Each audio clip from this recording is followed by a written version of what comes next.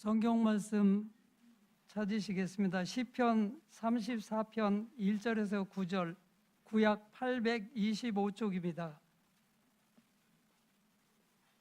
제가 읽기를 시작하겠습니다. 내가 여호와를 항상 송축하며 내 입술로 항상 주를 찬양하리이다. 내 영혼이 여호와를 자랑하리니 곤관자들이 이를 듣고 기뻐하리로다. 나와 함께 여호와를 광대하시다 하며 함께 그의 이름을 높이세. 내가 여호와께 간구하매 내가 응답하시고 내 모든 두려움에서 나를 건지셨도다. 그들이 주를 앙망하고 광채를 내었으니 그들이 얼굴을 부끄럽지 아니하리로다. 이 곤고한 자가 부르짖음에 여호와께서 들으시고 그의 모든 환난에서 구원하셨도다.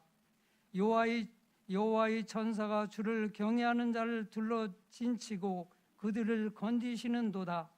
너희는 여호와의 선하심을 맛보아 알지어다. 그에게 피하는 자는 복이 있도다. 너희 성도들아 여호와를 경외하라. 그의 경외하는 자에게는 부족함이 없도다. 아멘. 오늘 남녀전도회 임원헌신 예배네요. 그렇죠? 2018년도를 섬기는 새로운 임원들이 세워졌는데 축하드립니다. 별로 안 좋아하시네요. 여러분들의 헌신이 다른 사람의 희생 위에 세워지는 게 아니라 서로 사랑 위에 세워지기를 간절히 소원하고요. 여러분들의 헌신을 통해서 하나님께서 사막에 길을 내시는 큰 복을 내려주시기를 간절히 축복합니다. 우리 그분들을 향해서 박수 한번 할까요?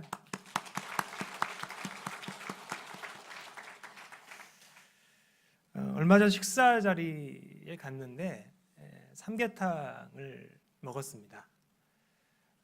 저는 그냥 나의 영혼이 잠잠히 삼계탕만 먹고 있었는데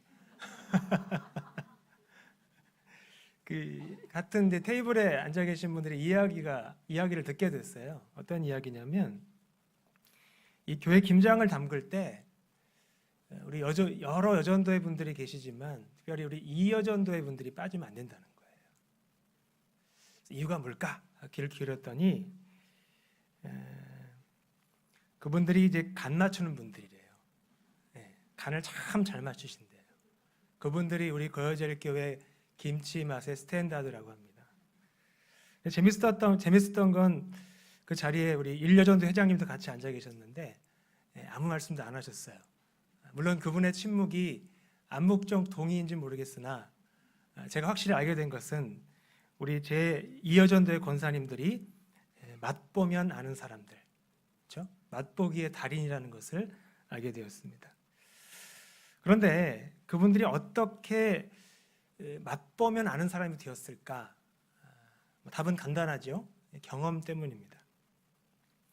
맛에 대한 경험적 지식이 오랜 시간 축적되면서 경험적 기준이 만들어진 거예요. 그래서 먹어보면 아는 거죠. 흔히 말하는 절대 미각도 결국 그 학습으로 인한 풍부한 맛 경험 때문이라고 합니다. 괜히 맛보기의 달인이 아닌 것이죠. 경험이 많으니까 맛도 잘 보는 거예요. 숱한 학습과 경험 때문에 비로소 맛보면 아는 것입니다. 이렇게 보면 이 맛보면 아는 것도 시작이 있어요. 이게 뭐죠? 맛보아 아는 겁니다. 맛의 첫 경험이죠. 맛의 첫 경험. 맛의 첫 경험은 첫사랑과 비슷합니다.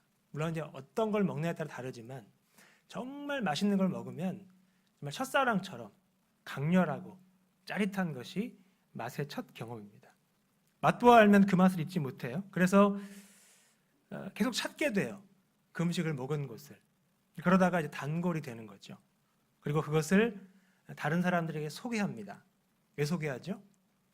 너무 좋으니까, 너무 맛있으니까, 자랑스러우니까, 나와 함께 하자, 이런 뜻인 거죠. 오늘 본문의 시편 기자도 나와 함께 하자고 말을 합니다. 뭘 함께 하자고 하냐면 3절입니다. 나와 함께 여호와를 광대하시다 하며 함께 그의 이름을 높이세 광대하신 여호와의 이름을 찬양하자는 것입니다. 그런데 이 말을 누구에게 하냐면 2절에 곤고한 자들에게 하는 거예요. 곤고한 자들에게 나와 함께 여호와를 광대하시다 하며 함께 그 이름을 높이자라고 곤고한 자들에게 하는 겁니다. 곤고한 자들이 누굽니까? 인생의 무거운 짐 밑바닥에 깔려 있는 사람들이에요. 비천한 사람들이죠. 불쌍한 사람들입니다. 이런 그들에게 시편 기자가 광대하신 여호와의 이름을 함께 찬양하재요. 근데 솔직히 힘들어 죽겠는데 노래가 나옵니까? 괴로워 죽겠는데 찬송이 나옵니까? 도대체 뭐가 기뻐서 찬송하자는 걸까요? 지금 기뻐서가 아니라 결국 기쁘게 찬송하자는 거예요. 결국 기쁘게. 그래서 곤고한 자들에게 나와 함께 하자, 찬양하자 말하는 겁니다. 그러니까 시편 기자는 나와 함께 하면 결국 기뻐서 나처럼 찬송할 수 있다라고 말하는 거예요. 이게 시편 기자의 고백입니다. 오늘 본문도 다윗의 시예요. 그런데 표제를 보니까 다윗이 아비멜렉 앞에서 미친 채 하다가 쫓겨나서 지은 시래요. 많이 들어보셨죠? 이 본문. 표제를 보면 이 시는 이제 사무엘상 21장 10절부터 14절까지로 연결이 됩니다. 여기서 보면 다윗이 사울을 두려워하여 도망치는데 가드의 블레셋 왕에게로 갑니다. 블레셋 왕이면은 적국이에요, 그렇죠? 적진이죠. 거기를 가요. 그 골리앗의 목을 벤 칼을 들고 적군의 나라로 갑니다. 이 왕의 이름이 이 가드의 블레셋 왕 이름이 아기스예요. 이 사람의 이제 개인 이름이 아기스고 이 본문에서는 블레셋 왕들의 보좌 그 이름으로 이 아비멜렉 이렇게 이야기를 합니다. 어쨌든 이 다윗은 사울을 피해 가드로 도피를 해요. 말하자면 자기 방어권을 행사를 한 겁니다. 그런데 다윗의 가드 행은 보호가 아니라 위기였어요. 안지원이 아니라 인질이었습니다. 무슨 일이 생긴 거죠? 다윗이 갔는데 이 아기스의 신하들이 그를 알아봐요. 그 당시 인터넷도 없는데 그 얼굴을 알아봅니다. 그리고 아기스 왕에게 이렇게 보고를 해요. 왕이시여, 이 사람 분명히 전나라의 왕 다윗입니다. 이 사람을 두고서 전나라의 백성들이 춤을 추면서 이렇게 노래하는 걸 들은 적이 있습니다. 어떤 노래죠? 사울을 죽인 자는 천천히요, 다윗은 만만히로다. 사울보다 훨씬 나은 사람이라는 거죠. 그 노래를 들었다라고 이야기한 거예요. 다윗이 이 말을 듣고 개역 성경에는 이제 마음에 뒀다라고 얘기하는데 그는 지금 이제 깜짝 놀란 거예요. 놀란 가슴이 된 겁니다. 심장이 두근두근하고. 그렇죠? 그래서 이제 가드왕 아기스 옆에 있는 것도 안전하지 못하구나 그런 생각을 했습니다. 근데 말씀 보면 다윗은 만만한 사람은 아닌 것 같아요. 그렇죠? 갑자기 그들이 보는 앞에서 미친 척을 해요. 여러분, 제가 여기서 미친 척을 하면 어떻게 느끼시겠어요? 네, 저를 내쫓으시겠죠. 그렇죠? 죽기 아니면 까무러치기란 심정으로 미친 척을 합니다. 그들에게 잡혀있는 내내 다윗은 미친 짓을 해요. 어떻게 하냐면 심한 발작을 일으킵니다.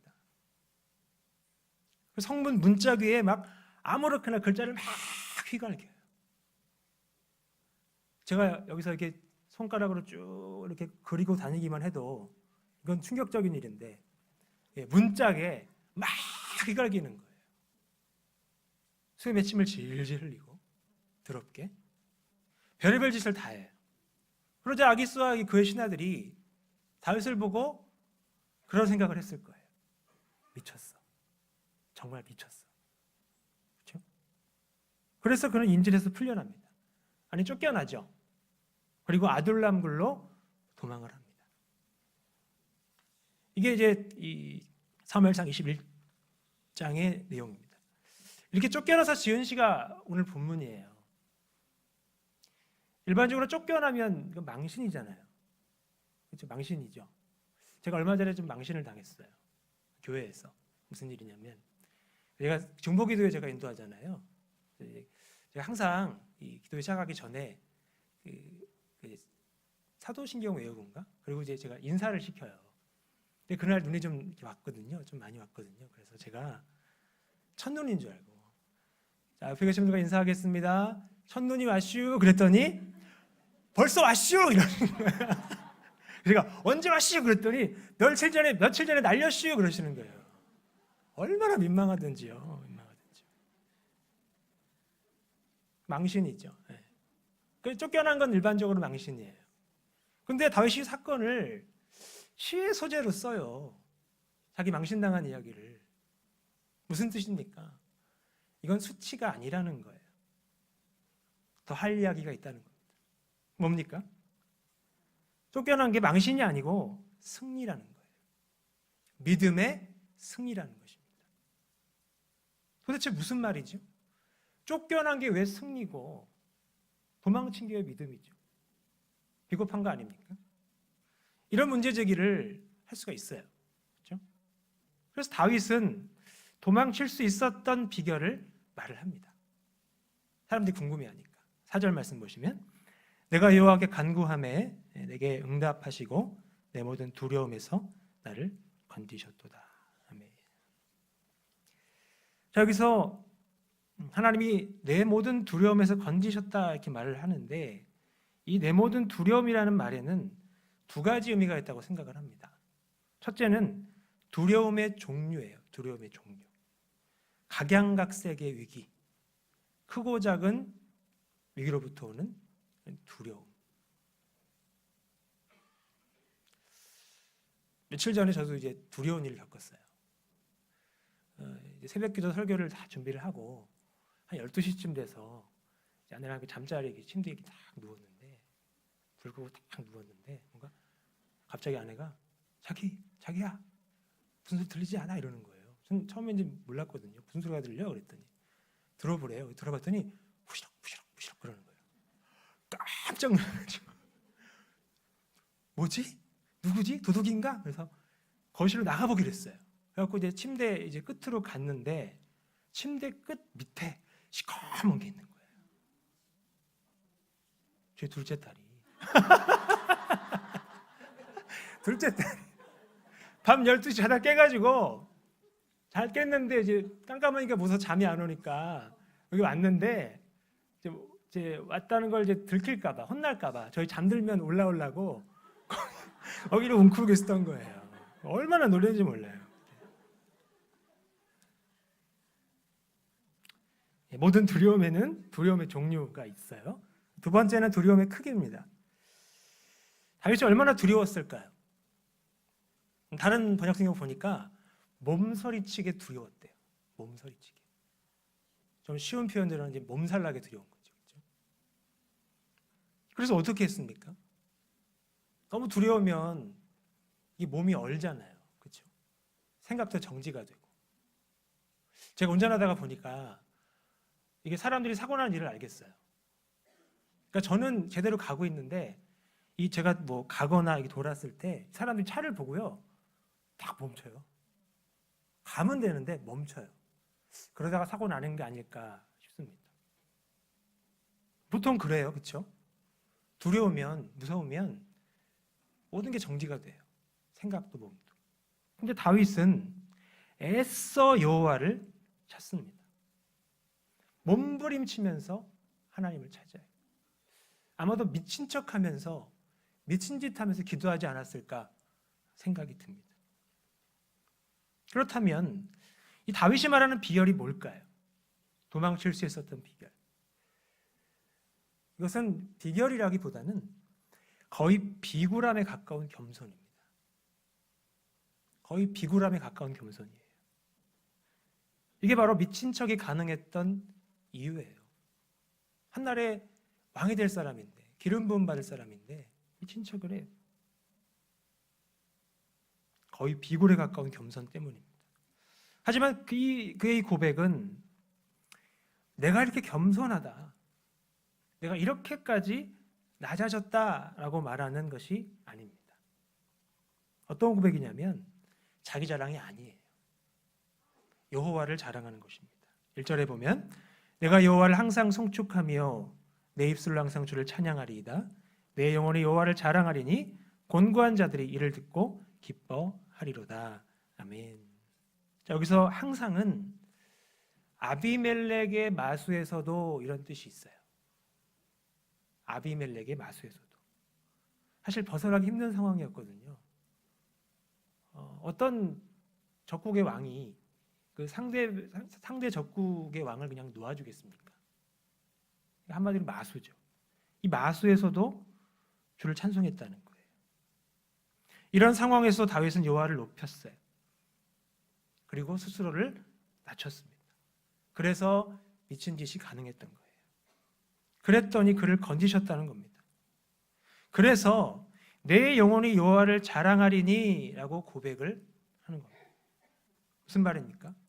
여호와를 자랑하는 것이 내 진심이다. 여호와를 자랑하는 것이 내 마음 깊은 곳의 고백이다. 이렇게 말을 합니다. 근데 왜 이렇게 자랑을 하죠? 왜 이렇게 자랑을 해요? 우리 부러워 죽겠는데. 그렇죠? 말씀 보니까 이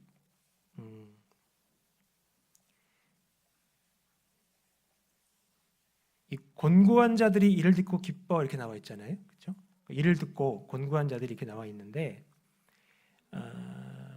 여기가 이제 그 영어 성경에는 세미콜론이 찍혀 있습니다. 그건 부연 설명이라는 뜻이에요. 그러니까 내가 자랑하는 이유를 뒤에 설명하는 거예요. 곤고한 자들이 들으라고. 곤고한 자들이 듣고 소망을 발견하라고. 힘을 얻으라고 지금 막 외치는 거예요. 이게 자랑한다는 뜻입니다. 들으면 기뻐할 것이니까. 세상에 곤고한 자들이 얼마나 많습니까? 얼마 전에 어떤 사람이 글을 봤는데 올해 그 아로나민 골드 아시죠? 제품명 되면 안 되는데 아로나민 골드 판매량이 1위랍니다. 이게 뭘 말해주는 거예요? 가장 필요하다는 거예요. 가장 필요하고 가장 곤고한 시대를 살고 있는 거예요, 우리가. 근데 그런 사람들이 이것을 듣고 나와 함께 여호와를 찬양하면, 모두 함께 그 이름을 높이면 어떻게 된다고요? 나처럼 찬양할 수 있다. 그 얘기하는 겁니다. 그래서 나와 함께 여호와를 찾자는 거예요. 지금 기뻐서가 아니라 결국 기쁘게 찬양하자는 것입니다. 근데 찬양은 단순히 노래가 아닙니다. 노래로서의 찬양은 찬송이라고 하죠. 찬양은 노래에 국한되지 않아요. 입술을 여는 것만이 찬양이 아닙니다. 하나님께 마음을 여는 것도, 하나님을 바라보는 것도 찬양이에요. 5절 말씀입니다. 그들이 주를 앙망하고 광채를 내었으니 그들의 얼굴은 부끄럽지 아니하리로다. 아멘. 여기서 주를 앙망한다는 것이 하나님을 바라보는 거예요. 하나님을 우러러보는 것입니다. 하나님께 시선을 고정하는 것입니다. 그렇게 바라보는 거예요. 왜 바라봅니까? 지금 우리 현실은 곤고해요. 그러나 곤고한 현실 저 너머에 있는 확고한 약속 때문에 하나님을 바라보는 겁니다. 이게 주를 앙망하는 거예요. 근데 말씀 보니까 이렇게 찬양하는 자는 광채가 난대요. 그 얼굴에 빛이 난답니다. 다시 말해 그 사람의 내면에서 밝은 빛을 발견하게 된대요. 자신도 보고 남도 보게 되는 거예요.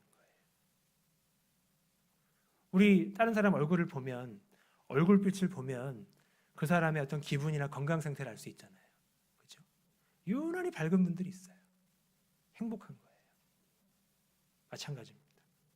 찬양하는 사람은 내면에서 밝은 빛이 발견되고 그것이 드러납니다. 왜 그렇습니까? 결국 부끄러움을 당하지 않기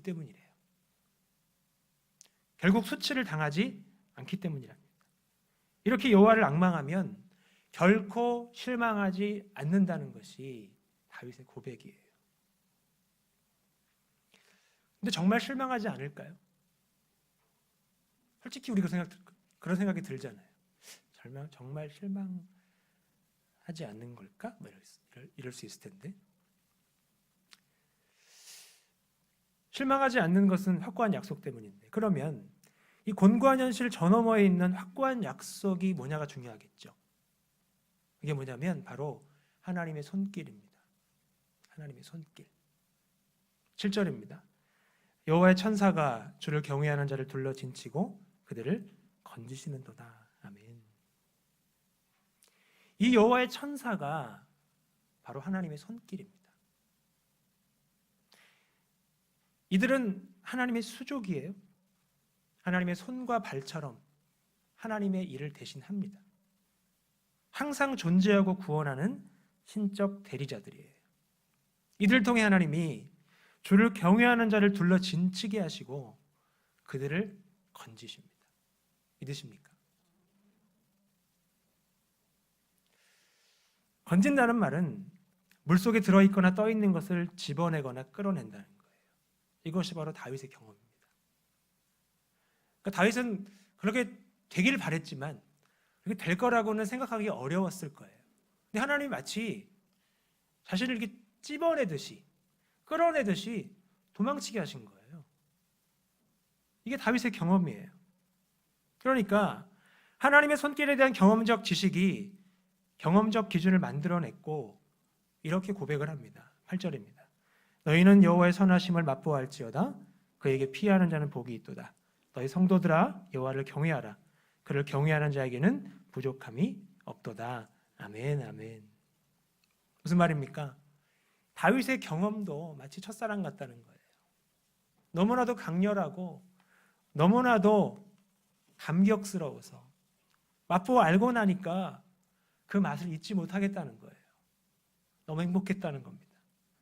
그래서 이것을 너희 성도들아 라고 말하면서 믿는 사람들에게 소개를 합니다. 왜 소개하죠? 감격스러움 때문이에요. 나와 함께 하자는 겁니다.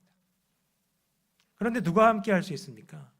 8절에 보면 여호와의 선하심을 의지하여 그에게 피하는 자에게 복이 있다고 말을 해요.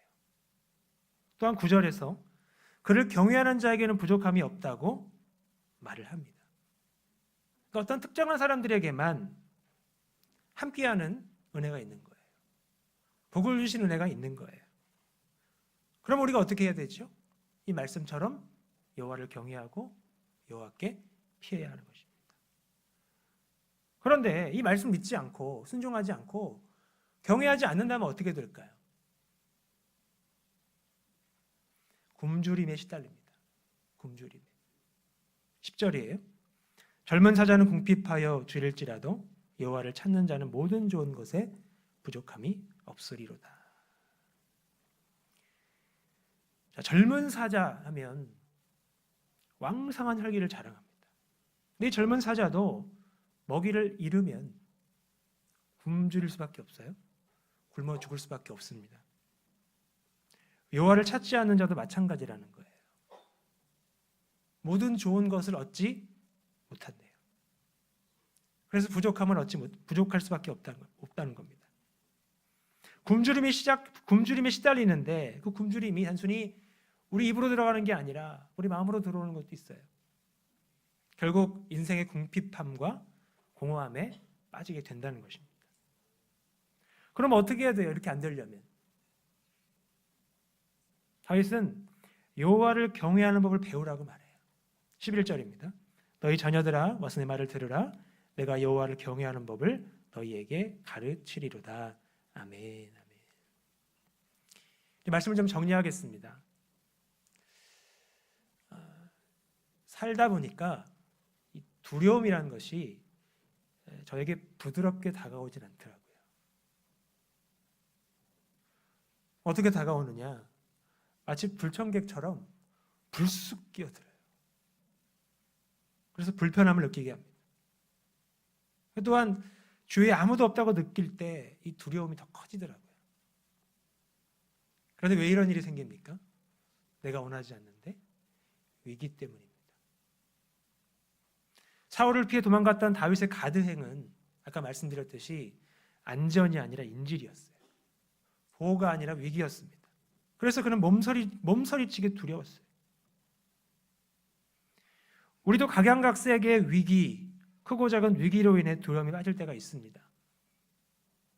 지금 겪는 분도 있고 겪을 분들도 있어요. 꼭 겪으라는 건 아닌데 그럴 수 있다는 겁니다. 특별히 우리 남녀 전도회 임원되신 분들 잘하고 싶잖아요. 잘 안 될 때가 있더라고요. 위기가 분명히 찾아옵니다. 그래서 두려움에 빠질 때가 있어요. 근데 중요한 것은 바로 이때가 여호와의 선하심을 맛보아 알 때라는 것입니다. 여호와의 손길을 경험할 때라는 거예요. 그래서 성경은 위기를 기회라고 말을 합니다. 그러므로 여러분 두려움 느낄 때 위기 속에서도 여호와의 광대하심을 찬양하시기 바랍니다. 그러면 우리의 입이 넓어지고 우리의 마음이 열리고 하나님 바라볼 수 있게 되는 거예요. 아까 제가 말씀드렸죠? 찬양은 단순히 노래가 아니라고. 하나님께 마음을 여는 것도 하나님 바라보는 것도 찬양입니다. 그러므로 곤고한 현실 저 너머에 있는 확고한 약속 때문에 하나님을 바라보시기를 바랍니다.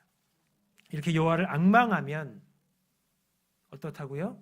결코 실망하지 않습니다. 물론 의인들에게는 고난이 따라요.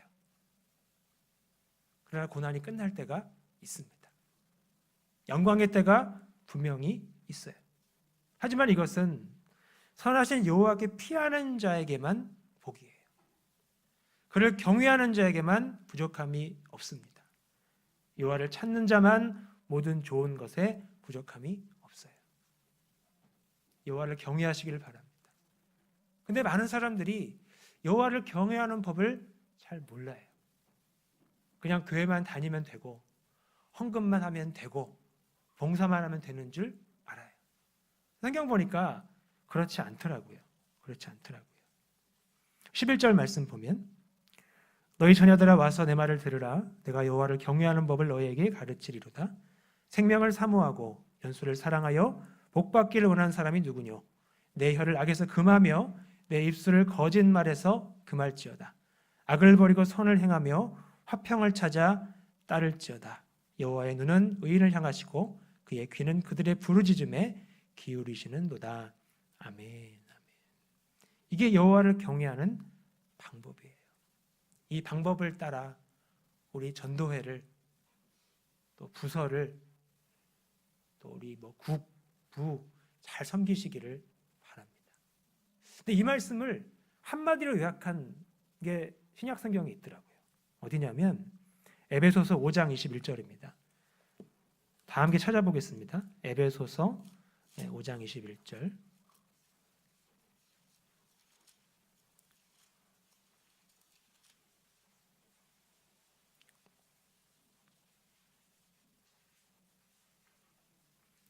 (315면입니다) 에베소서 5장 21절. 다 함께 읽겠습니다. 자, 시작. 그리스도를 경외함으로 피차 복종하라. 한 번 더요. 그리스도를 경외함으로 피차 복종하라. 아멘. 이 말씀을 헌신의 원리로, 섬김의 원리로 꼭 삼으시기를 부탁드립니다. 제가 초반에 말씀드렸죠. 여러분들의 헌신이 다른 사람의 희생 위에 세워지는 게 아니라 서로 사랑 위에 세워지면 좋겠다고. 이 말씀 때문에 그 말씀 드린 겁니다. 이렇게 잘 섬겨서 잘 헌신해서 귀한 열매로 하나님 영화롭게 하는 저 여러분 되기를 간절히 축복합니다. 우리 기도하겠습니다.